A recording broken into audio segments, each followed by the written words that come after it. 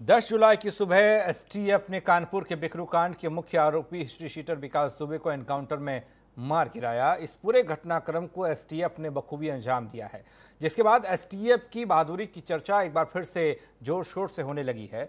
अब हर कोई जानना चाहता है कि एसटीएफ कैसे काम करती है, आखिरकार एसटीएफ की कामयाबी की कहानी क्या है, दिखाएंगे आपको रिपोर्ट के जरिए। उत्तर प्रदेश पुलिस में यूपी एसटीएफ एक बहुत ही जरूरी हिस्सा है। प्रदेश को सुरक्षित बनाने के लिए जितना सामाजिक अपराध रोकना जरूरी है, उतना ही संगठित अपराध पर नकेल कसना भी जरूरी है। इसके लिए यूपी में संगठित अपराधों से निपटने के लिए यूपी पुलिस से ही चुने गए सबसे बेहतरीन लोगों के लिए अलग से फोर्स बनाई गई। इन्हीं फोर्स में से एक यूपी एसटीएफ की स्थापना की गई। 90 के दशक में यूपी में संगठित अपराध ने तेजी से पैर पसारना शुरू कर दिया। आपराधिक गैंग, अंतर्राष्ट्रीय गिरोह की यूपी में दस्तक, अपहरण, हत्या सहित अन्य अपराधों से निपटने के लिए एक स्पेशलिस्ट फोर्स की जरूरत महसूस की गई। इसके तहत संगठित अपराधों से निपटने के लिए साल 1998 में स्पेशल टास्क फोर्स की स्थापना की गई।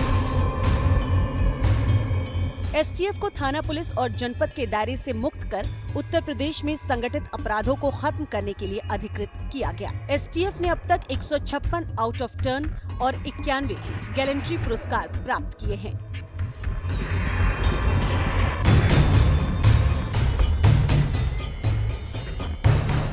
हालांकि इस दौरान 90 एसटीएफ कर्मी कई अभियानों के दौरान कर्तव्य का पालन करते हुए शहीद भी हुए। आइए एक नजर डालते हैं एसटीएफ के बड़े अभियानों पर। पेट्रोल पंपों की मशीनों में इलेक्ट्रॉनिक डिवाइस लगाकर घटतौली का पर्दाफाश।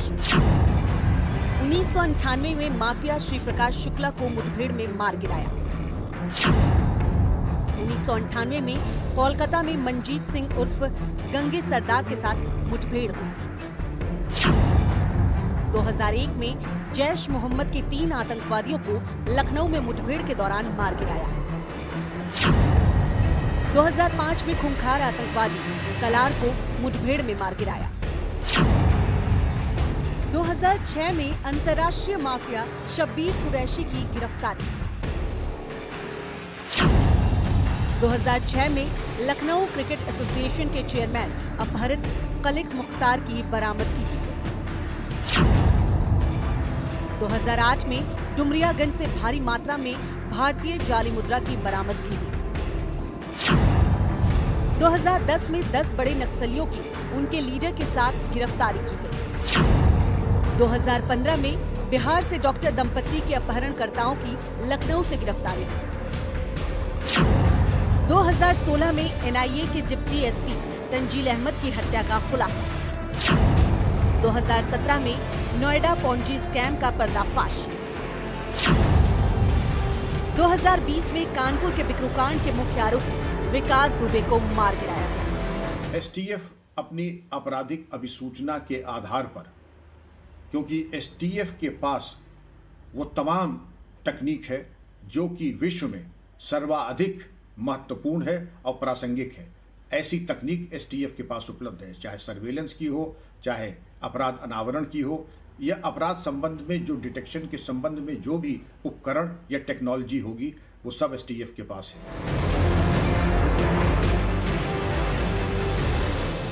एसटीएफ के जवान किसी भी ऑपरेशन को अंजाम देने से पहले gangster, mafia, don, cyber crime के नेक्सस के बारे में सभी जानकारियां इकट्ठा कर उन पर एक साथ हमला करते हैं। जुर्म और अपराधियों के खात्मे के लिए एसटीएफ जवान हथियारों के इस्तेमाल के साथ अपने दिमाग से भी अपराधियों को मात देते हैं। इनके चक्रव्यूह से बच पाना अपराधियों के लिए मुश्किल हो जाता है। इसलिए सभी सरकार में एसटीएफ की जिम्मेदारी प्रदेश को अपराध मुक्त बनाने की ही रही और एसटीएफ इस काम को बखूबी अंजाम भी दे रही है। तो एसटीएफ की टेक्नोलॉजी, उसकी कर्मचारियों, अधिकारियों का जो समर्पण होता है अपराध के अनावरण में और अपराधियों के पीछे पड़ने में, ये एसटीएफ की कामयाबी का प्रमुख। देश की सबसे बड़ी आबादी वाले राज्य उत्तर प्रदेश के कानून व्यवस्था को बनाए रखने और हर मुश्किल ऑपरेशन में यूपी पुलिस का साथ देते हुए एसटीएफ ने कई बड़े ऑपरेशन को अंजाम दिया है। इसी बहादुरी, पराक्रम और जीवटता के लिए एसटीएफ को राष्ट्रपति द्वारा वीरता पुरस्कार से भी सम्मानित किया जा चुका है। एसटीएफ जिस मुस्तैदी के साथ काम कर रही है वो इतने बड़े सूबे की कानून व्यवस्था के लिए काफ़ी बड़ा योगदान है। कानून व्यवस्था को सही करने के लिए काफ़ी बड़ा काम कर रही है। वहीं अगर हम बात करें तो बाज की तरह मुजरिमों को पकड़ने के लिए निशाना रखती है एसटीएफ, इसीलिए उनको बड़े से बड़े पुरस्कारों से भी नवाजा गया है। अपराध को, चाहे वो संगठित अपराध हो या असंगठित अपराध हो, उसको जड़ से निकाल देती है। नोएडा से कैमरामैन अमित के साथ फराह खान, R9 TV, उत्तर प्रदेश।